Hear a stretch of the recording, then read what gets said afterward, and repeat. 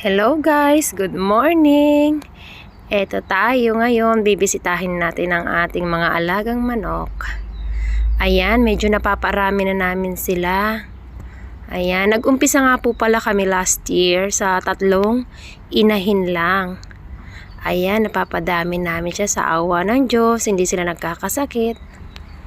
At maayos ang aming pagpapadami. Kaya salamat din sa mga taong tumutulong sa amin at nagbibigay ng mga idea kung paano magparami. Ayan. So, mayroon na ulit kaming mga itlog. Ito try namin uli na magpadami. Ayan.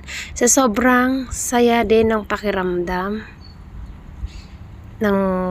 sobrang saya talaga guys sa pakiramdam kapag nakikita mo na unti-unting natutupad ang pangarap mo kahit na nag-uumpisa ka lang sa maliit. Ayan, dahan-dahan lang.